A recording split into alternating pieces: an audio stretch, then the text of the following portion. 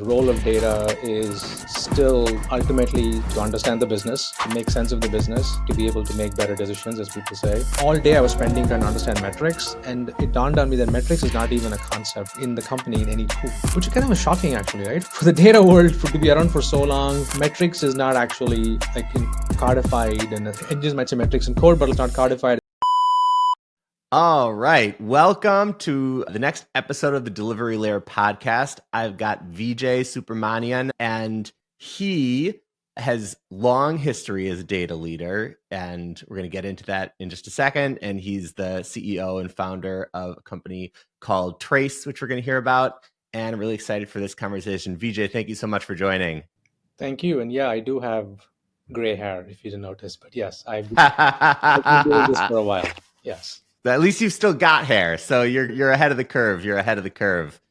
Sure. Cool. Vijay, do you want to give a quick background on where you came from and the roles that you've had, and then really excited to jump into our conversation? Yeah, for sure. Yeah. So my path into data, since that's what discussion is about, is I think fairly traditional in that undergrad was engineering. And then in grad school, I did a master's and a doctorate thesis, and it was centered around the field of operations research, which is not something most data people seem to actually remember, but that was sort of the original field where people were building mathematical models. This is manufacturing. The military was using these models for logistics and deployment. And of course, retail.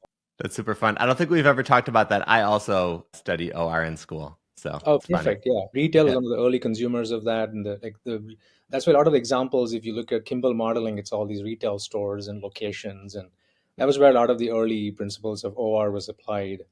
Yeah, like mathematical models, statistics. So that's my like academic background.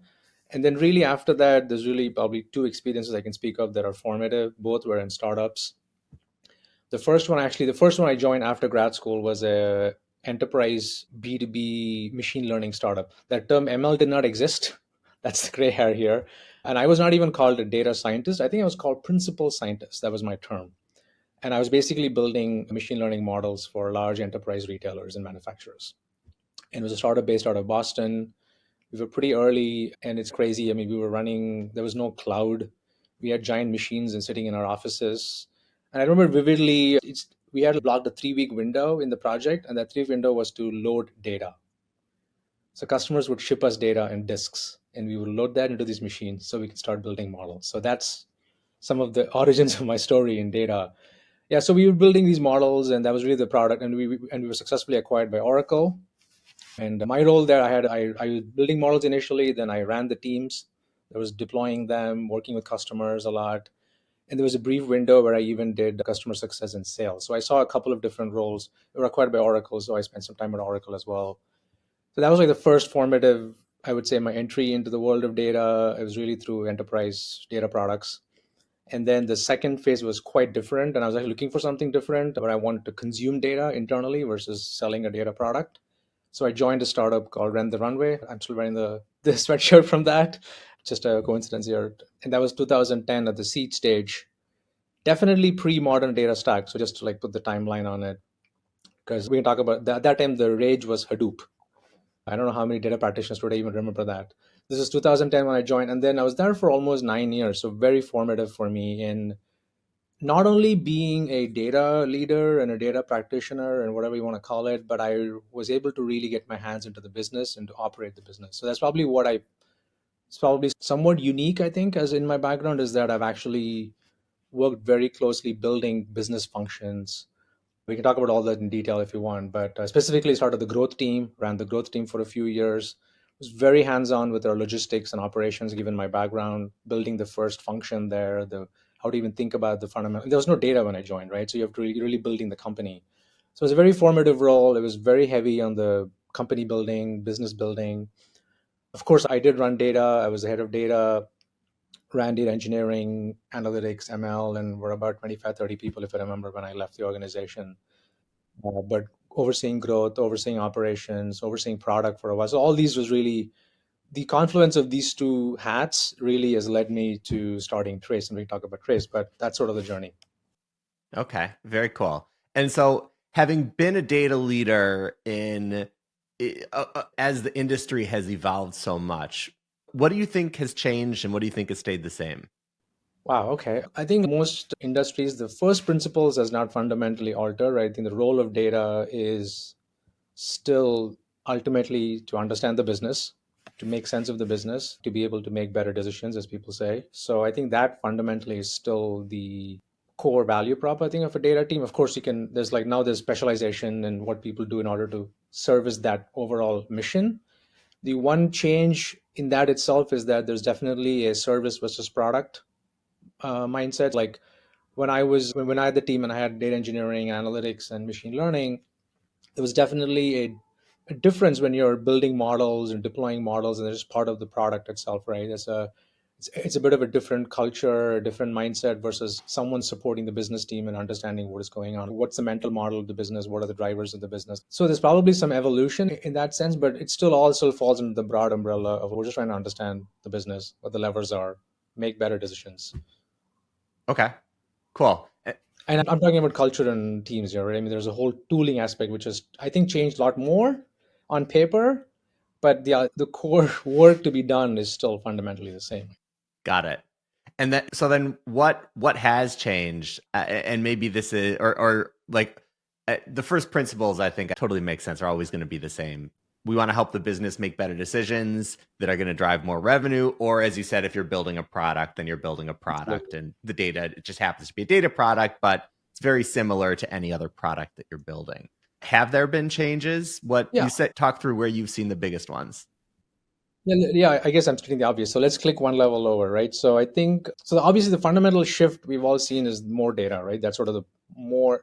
I think there's generally an appetite to that if we track more things, we'll understand things better. So it's sort of an intuitive hypothesis, and that's definitely played out. In fact, that's led to, I think, a lot of tool churn, right? How are you going to handle all of this data? There's entire industries that have been created. The whole field of tracking pixels, product usage. You're tracking every single browser, clicking on every single action on the website, for example. Like these are all, I think, still artifacts of the same issue of wanting to understand the business, but I think it's led to a next level of problems of how do I track all this? How do I measure this? How do I make sure the data is high quality? I think the data engineering discipline has definitely evolved.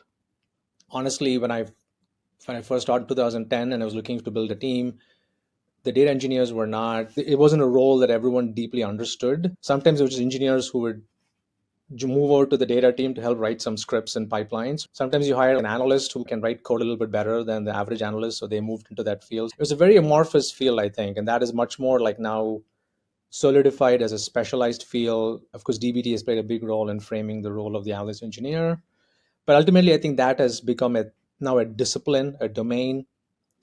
People understand what's expected of that domain. As like your job is to ingest, clean, prep, and provide good data models for the consumers to use. I think that is a huge, I would say, last 10 years, I would say probably one of the biggest changes is that discipline is formed around the ideas of quality, observability. A lot of things borrowed from engineering, to be honest, have been borrowed into the data engineering world.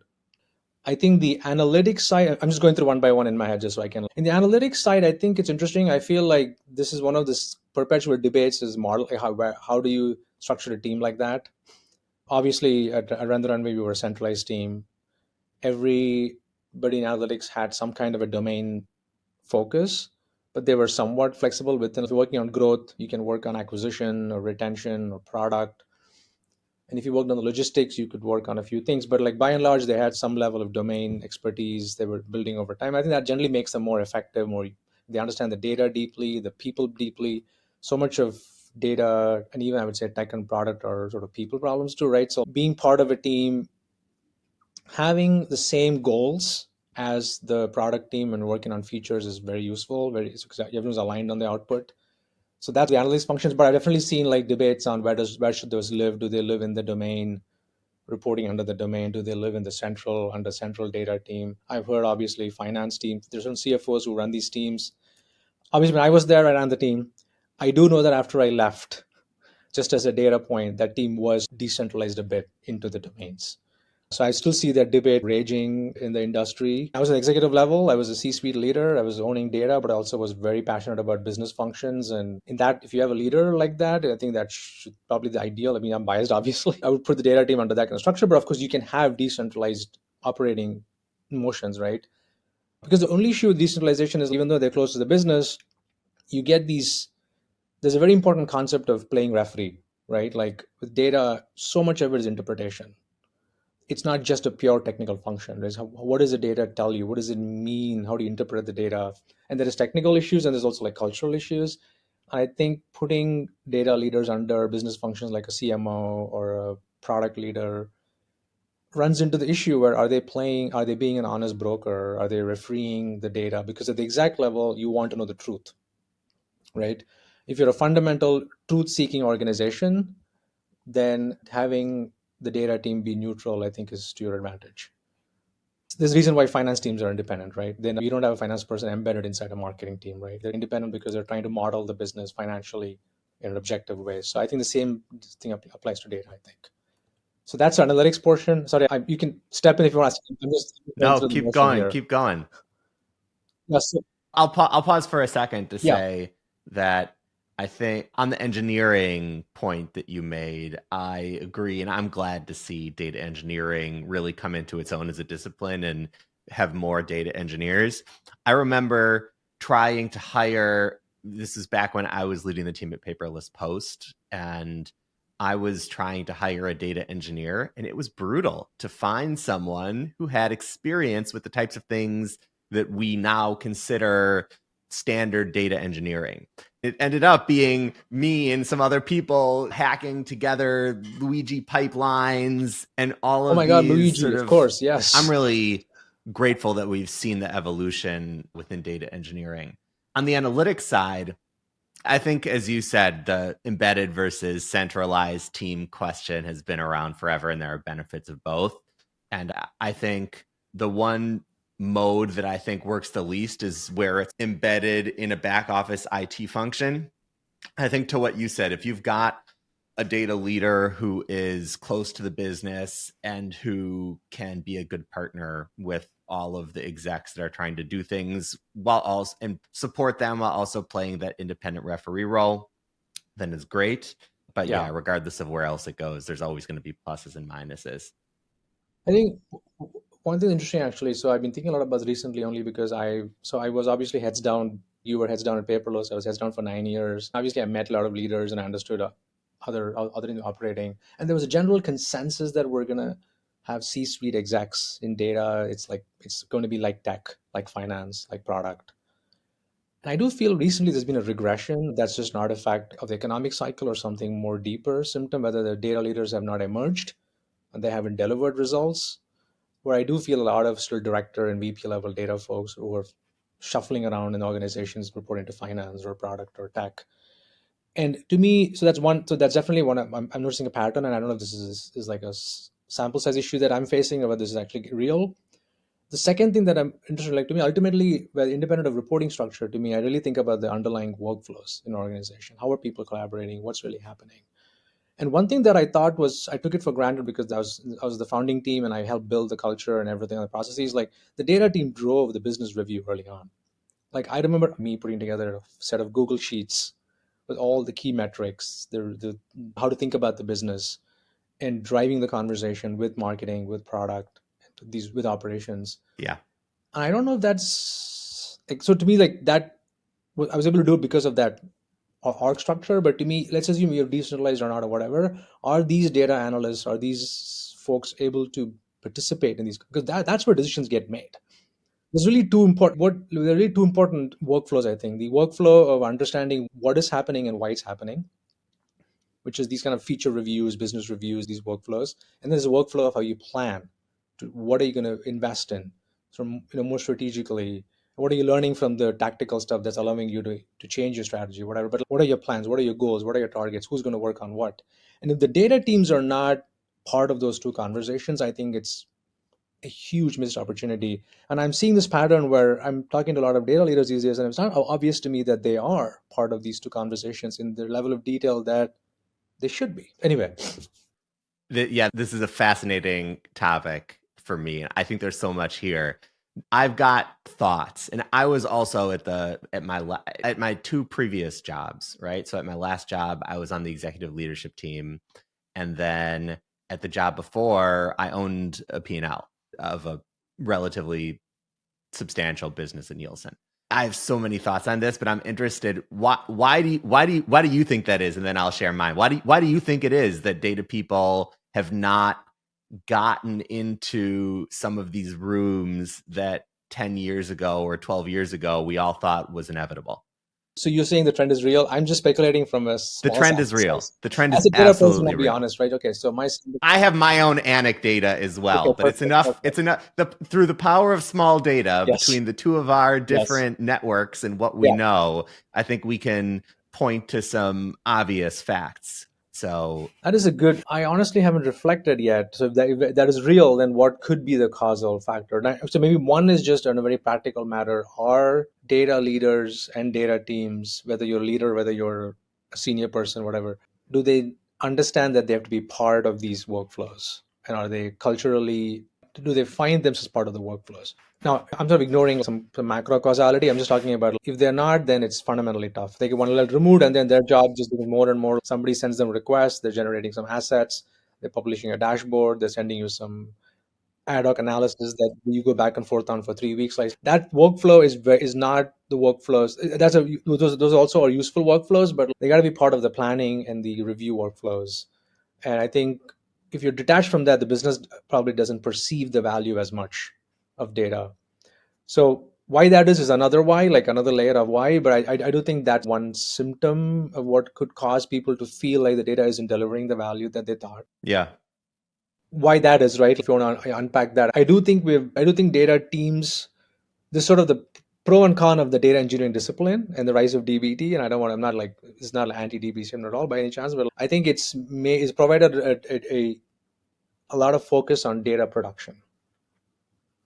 Like because we were dealing with lots of data, we were trying to clean. We're trying to build. We're trying to grow up. We were like an adolescent, infant, toddler originally, and an adolescent. Now we're becoming adults where we can actually build good data pipelines, high quality pipelines that generate high quality data to the business, right? But I think maybe the data leaders also tend to index more on production and not enough on consumption. And they thought their job is to really deliver high quality data assets. And I'm like, okay, that is just the beginning of your job. Like generating the what of the business is the beginning of your job. The what is not an easy problem, which is all your raw data has to go into this pipeline. It has to come out at the other side smelling great. And that's not an easy problem. As talked about, it took 10, we've seen 10 years of evolution on that. And there are still new tools and new paradigms that people are debating. And it's wonderful to see all that excitement. But getting the what, the metrics calculated is the beginning of the data leader's problem. Then it is how the why, the what's next, what should we do, how should we plan. Those are all the workflows that I think data leaders need to be very actively involved in, and maybe they indexed too much in one direction. That could be one hypothesis. Yeah. My theory is that data people have, in many cases, dropped the ball because what I've found is that people put you where you can do the most good, right? If you as a data team are helping all of the other executives do a better job at planning and forecasting and understanding their metrics, and there's a world where the CMO wouldn't dream of doing planning and forecasting without their data partner because their data partner was just so good at doing that work that how could they ever do it, right? And then there's another world Yeah, where a CMO says, my data partner is good at getting the data that I need if I very strictly define what data needs to come to me in this box, but they are not able to interpret that data in the same way or better than I could in order to drive marketing goals. yeah, And to me, okay, I think one of the consequences, so there are very good things and bad things about the evolution of data over the years.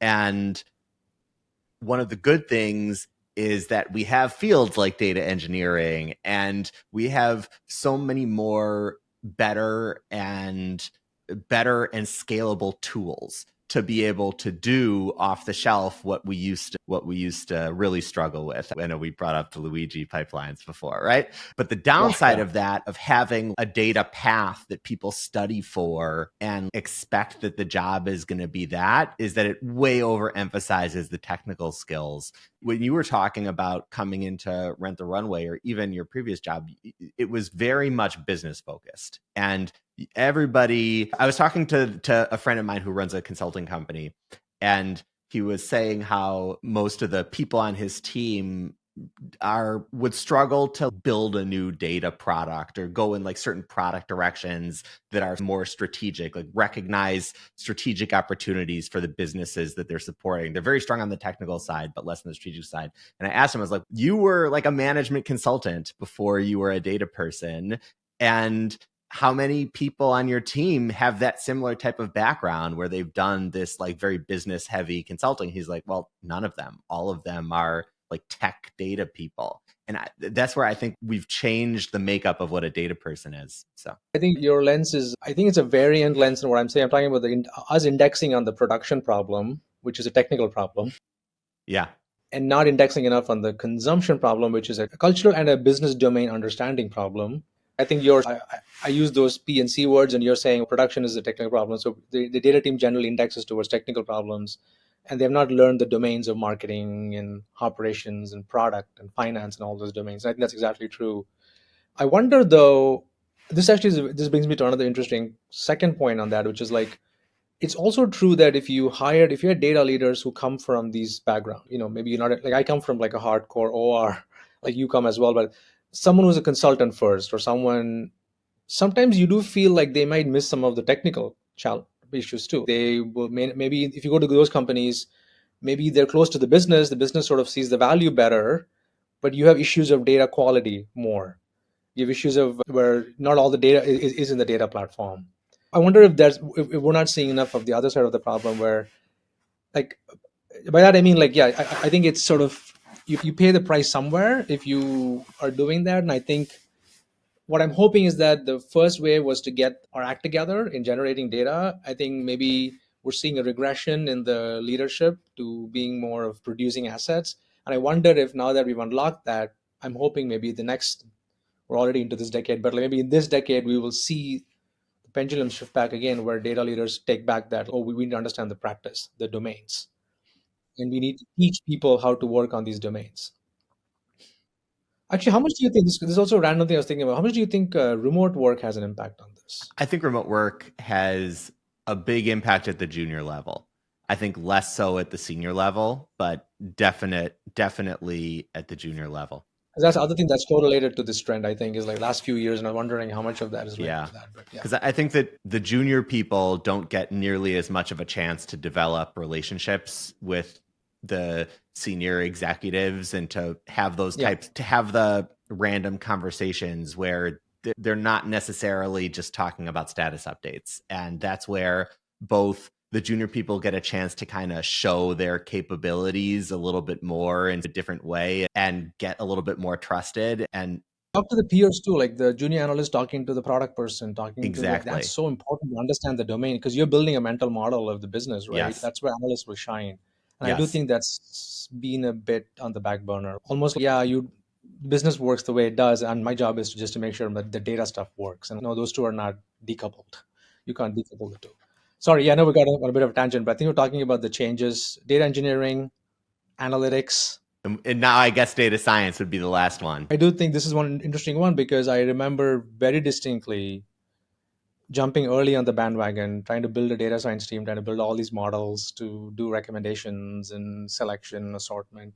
And what do you learn over time? And this, because also came from a data product background, I think it's very different if you're selling a data product to versus building an internal model versus building a consumer product. These are all just fundamentally different beasts. And I think the realization that data science is such a misnomer. I think analytics is more of a science and a art and a science. Analytics is more of an art and a science. I think data science is much more engineering, right? You're building models because it's just not. There is a solution here that's an engineering solution to a problem. Like automation is a good example, right? There is no way you can, like Facebook's newsfeed can work if someone manually was curating it for a billion users, right? Just like physically speaking. So you have to have some code has to run that thing. And once you start doing that, code becomes a machine learning data science code, right? So I think it's such a misnomer to call it data science and you're tinkering around building R&D models and like that.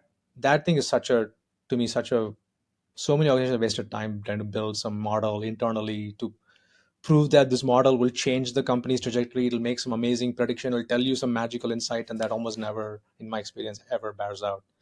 If because at Renther, for example, we built recommendation models early on, and then only when we got scale, we had enough users, we had subscription, we had lots of data, we had to build something because users were coming in and they had to select the next items, and you kind of almost like the product has to now allow the user to quickly select the items, and the only way to do that is to build a product, and the product has to have an algorithm, and the algorithm has to be a machine learning model, right? It's like it just follows from the workflow of what you're delivering. So try to, there was so much in my days, early days was like a R&D data science will unlock some magic, and my point is ultimately these are engineering problems. It's part of building product, and I hope that is becoming a bit more understood and rationalized as well. Of course, there's a new Gen AI wave. We talk about that for a second. I do think data engineering and ML has gotten a bit more rationalized, I think, and the analytics is still very much like we're trying to figure out how to. You're right. I think we may have regressed on that. Yeah, That it's we have lost interesting. some domain focus, and we have to bring back the domain focus. So let's talk about what you're working on now, because I think interestingly what you're working on, Trace, really lines up with that bringing back domain focus to analytics a little bit. What a coincidence. So why don't you tell everybody about Trace? Yeah. So I guess the origin story, and then we'll talk about the product in a second. But really, yeah. So I was a big consumer in when I was at Run the Runway. I was running growth, for example. And my day to day was really understanding why are the metrics doing what they're doing. Okay, we launched something. Does it have the impact it's having? What are the drivers? How should we think about planning for next quarter differently? And I pretty much found all of these workflows just fundamentally tedious. Despite what I thought was a very good top decile data team, reasonably staffed. I can't complain about not having enough people, and I still felt like it was taking too long. We didn't do it analytically rigorously enough, and the whole goal setting process, working with finance, all of these were just disconnected fundamentally. And I was thinking a lot about, and this is I find it funny because this actually was a company where data team was close to the domain, and I still found that the tooling wasn't there in some sense, right? So when I left, I was pondering what is the thing, and I just realized like all day I was spending trying to understand metrics, and it dawned on me that metrics is not even a concept in the company in any tool, which is kind of shocking actually, right? For the data world to be around for so long, that I can't, metrics is not actually like in codified, and engines might say metrics in code, but it's not codified. It's not an object you can manipulate and directly access as a business consumer. Felt very odd to me. You can argue there are variants of it. In some of these old BI tools, semantic layers, LookML has some concept of measures and dimensions. There's some concepts there, but it's still not treated as that. It's when you do all the work, ultimately it's just a table and a time series or some chart. You're not actually manipulating metrics as objects. So that was the first insight for me. Is like, why is it so difficult? But then it was like, okay, maybe it's because there's something missing in the tool stack. So metric should be something that should be modeled. And then the logical thing then is like metrics were modeled. All of my workflows of diagnosis and planning should be easier, can be made easier if and only if the metric connections were built to represent the business model, which is effectively you're getting back into the domain world. Like metrics in isolation is can be done, and we do today in dashboards. Every dashboard has some calculation, some aggregation, some filters, some charts, but connecting them in a way that models a business process that a business person intuitively understands, and building that representation is what basically we call the metric trees, right? Metric trees are organizing the metrics with all the relationships. And some people used to call them driver trees if your nodes are just drill paths. So it depends on your terminology. KPI trees, metric trees, driver trees are all similar concepts. But a metric tree is really about modeling the business processes through metrics.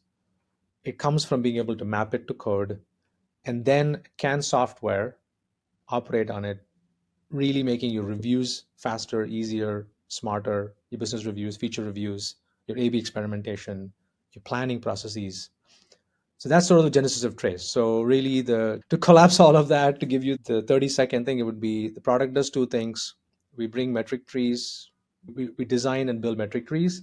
And then part two, we bring them to life operationally to support these workflows like business reviews, deep dives, planning processes, etc. Very interesting. So, from your point of view, are there archetypes of businesses that should all be analyzed in the same way? Is there one metrics tree for a SaaS business? Is there one metrics tree for an e-commerce business? How do you think about taking this idea of a metrics tree and rolling it out across the world? I actually don't think that is, even within a domain, I don't think it's that simple as one tree. So let's just take the example that's used by the easy that everyone gets with e-commerce, right? Like, you're selling stuff online, whatever. But even an e-commerce company, I could be making my own products. It's a different business model. I could just be drop shipping, a different business model. I could be selling on my store and online. I could be selling on Amazon. Ultimately, the business model can vary, even if under the hood is just a transaction. Is the unit is the key metric, and you're looking at transactions and order value and users, and those may all be similar, but the business model can have meaningful variations where it may not be one identical looking tree. I think there'll be variants of it. So you can imagine e-commerce might have maybe half a dozen submodels of varying trees, even though ultimately at the same entities, right? Users, products, transactions, the entities are going to be similar, but you're going to have variants there. Similarly, in SaaS, I mean, you have product-led growth, right? You have developer tools where people are signing up, and over time you upsell them. There's like feature gating, and then there's team plans, and all these like sophisticated bottom-up pricing and pushing people up the chain to monetize the product, which is completely different than SaaS businesses, which are all, maybe it's all driven by marketing spend and you're getting trials. Like even a bottom-up, like a developer trying things could also be using marketing spend, but you also can imagine businesses where you're a marketplace for something, and the SaaS business, you're selling tools, let's say, to providers of kids classes, as an example. So it's SaaS tool where you could do inside sales, you could do marketing spend, people log on, sign up, 14 days they convert, right? Like, it's a very different growth, retention, monetization funnel from sales driven SaaS, right? And the combination of them, sales plus product led plus customer success driven expansion revenue, right? All these models are all just varying models depending on the domain, even the domain of the industry the SaaS is selling to. Anyway, long-winded way to say, ultimately, even in SaaS, there's probably varying types of business models, and then even within PLG, you might see developer tools, and you know what I mean. Like, there's almost a tree. Yeah. There is a It's tree of, the yeah. subcategory There is a matters hierarchical tree itself of substantially. models. I don't think there's one model. And that same thing applies for every model. Marketplaces, two entities, three entities. Like, there's all of these different varying models. So, from your experience, do you find that companies end up building their own version of essentially a metrics tree, or do you feel like companies have scattered metrics that aren't connected to each other that they find difficult to interpret? Is it a tooling problem for metrics trees, or is there even a step of pre-tooling that people need to even create them without a tool? Exactly. That's actually a great question. So this goes back to exactly what we're talking about, I think, in terms of what's happened in the industry. I feel that so much of data has been about producing a bunch of assets. There's hundreds of dashboards, varying cuts. Sometimes it's just the same dashboard at different dimensional cuts are like completely differently calculated, right? It's crazy, actually, how easy it has been to produce assets, honestly. I've almost made it too easy, I think. And so in some sense, we've lost the pulse of how does this all connect back up, because we've gotten very good at disaggregating, if that makes sense, like chopping it up, because we can manage the scale, right? But really, ultimately, a business model is only three or four critical things you have to understand how they connect back together, and we've not done that very well. So what I'm seeing now, actually, this is why I'm optimistic that this decade might be a decade where data leaders start to get closer to the business, and they start supporting the business in the right ways, through the reviews and the planning and all of these processes. And what I've observed so far in the journey we've been is that there are two kinds of companies.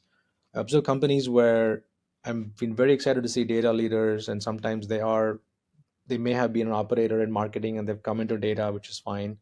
But leaders who are generally working on the data function, already designing these trees on paper or on a Canvas tool. or on a Google. Like I was talking to a CFO who's working right now on Yeah. constructing his own version of how a metric tree looks like. He's just doing it in Google Sheets, just building boxes and whatever, right? Whatever. So I think there's a huge. I think I'm seeing that. I also go and talk to people who, when I talk about this, they're like, "Yeah, you're right. Like we need to start connecting them. We need to start thinking about how to build, sort of represent the business through data. Not so. I think that's definitely happening as well. So I'm seeing both. I'm seeing people who are already there.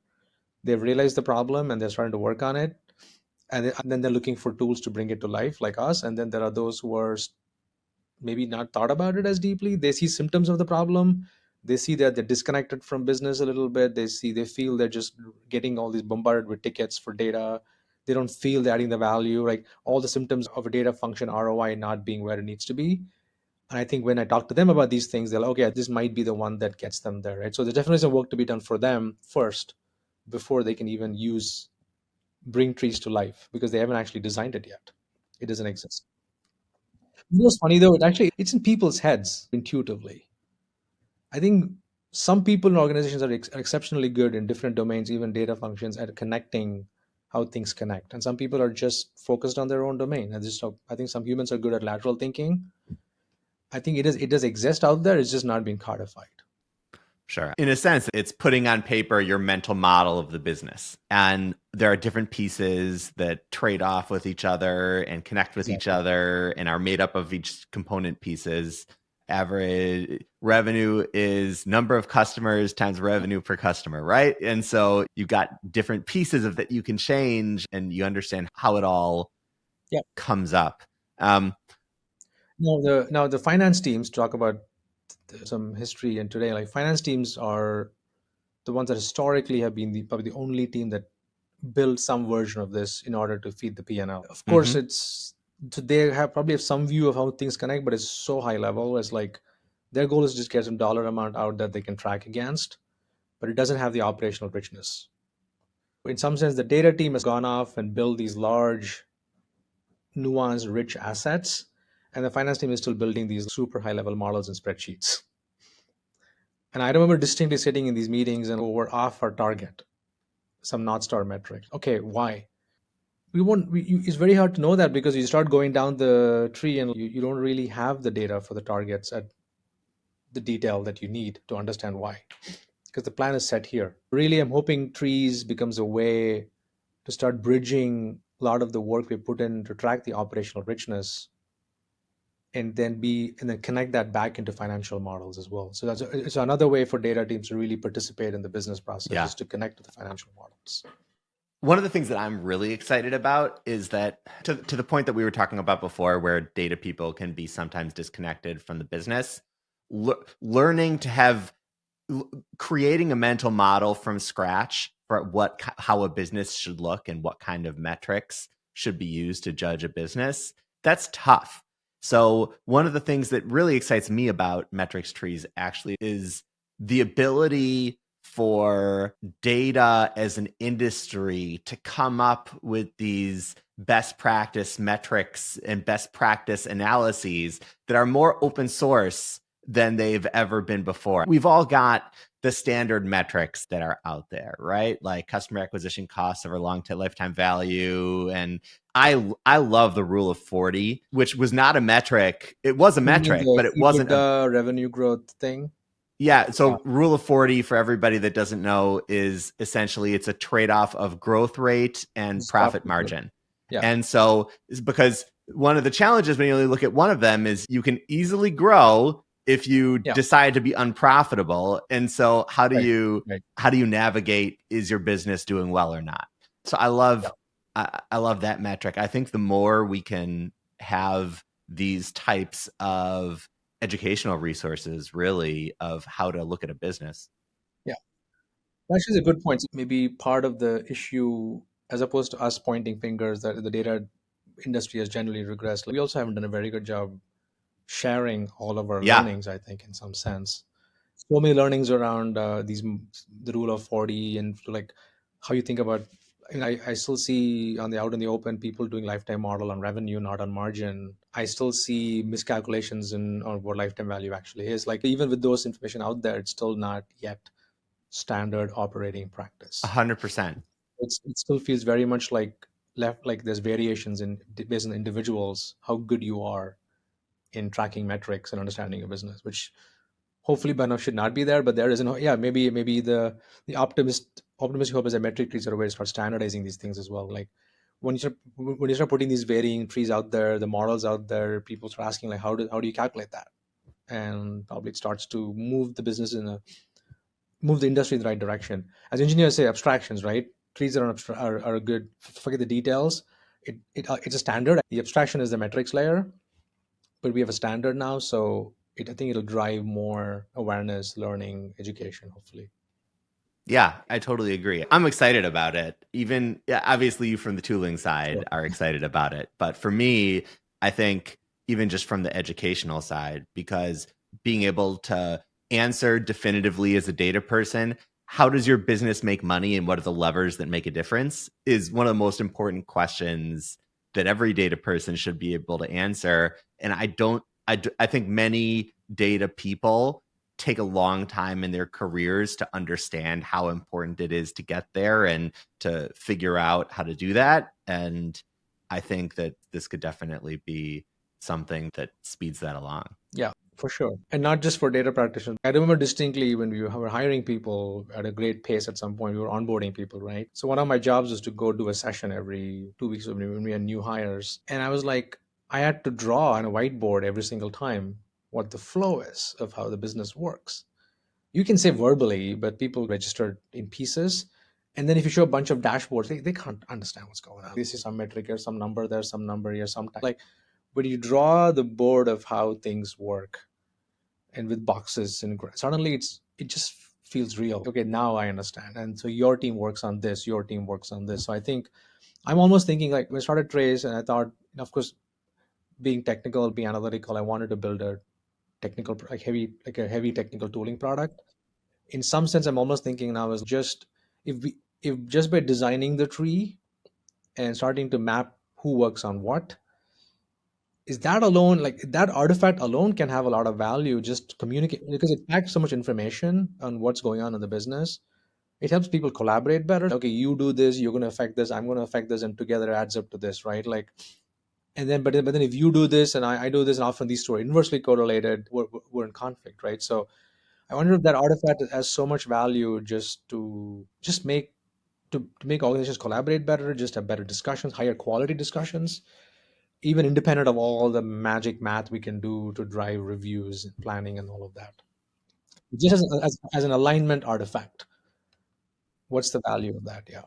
Totally. I can think very clearly to this situation where marketing was trying to create more users by going international with a lower price plan, and product's goal Yes. was Yeah. to increase Yeah. revenue per user, and these were diametrically opposed, right? You can't like, and so I love what you're saying, Vijay. For people that wanna follow along with you and with Trace, where should they follow? What should they look up? How can they stay in touch or get in touch with you if they want to? Yeah, so I write a bunch about what we're doing, but also generally where the analytics discipline is going, metrics, metric trees. That's on my LinkedIn page. I don't know if there's show notes where you can put that, but if you look I for can put a Vijay link to your LinkedIn. Subramanian LinkedIn, you're probably going to find a couple of people. One of them is going to look like me. Yeah, you'll see Trace, you'll see Rent the Runway there, so you know you're in the right place. And then of course our website is hellotrace.io. So hellotrace.io. So you can go there. There's a blog there as well. And there's also, we explain our founding thesis. We explain there's even a video of what we're building. And yeah, and always you can reach out to me on LinkedIn. My things are open. Please ping me. I love to talk to more practitioners, data folks. Even like, what's been interesting actually, this is an interesting point that I realized also is like, it's not actually this could be the one of the most optimistic trends because we talked about data people and their role. I think other parts of the business are also changing the way they are getting more analytical. Like I'm talking to CFOs now who are more analytical than ever. 10 years ago, the CFO was just like, yeah, the data is all magic. I'm just going to build my P&L model here, right? And I'm going to take care of payroll and all this stuff. And now they want to be part of the strategy. They want to engage with the data team on analyzing where we should invest. And if you move things, what is it going to do to the bottom line, top line? I'm super excited by that trend. That CFOs are getting more analytical, heads of product are getting more analytical, CMOs are getting more analytical.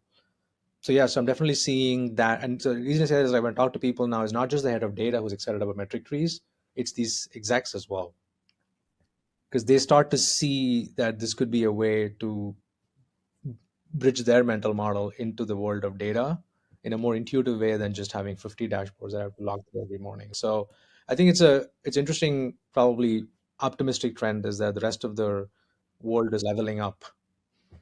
And I think that's going to help push the data leaders also one level up in terms of how they have to work with them. I love it. I think to me, that is the end state that we all dreamed of, right? Where data makes more of a difference throughout the business. And it's only natural that the business people also treat data better and are better at data than they've ever been before. So, Yeah. Vijay, thank you for this great discussion. Really appreciate it. And have a great day. Everybody go check out Vijay online and follow Thank you along. so much again. I appreciate it. Thank you.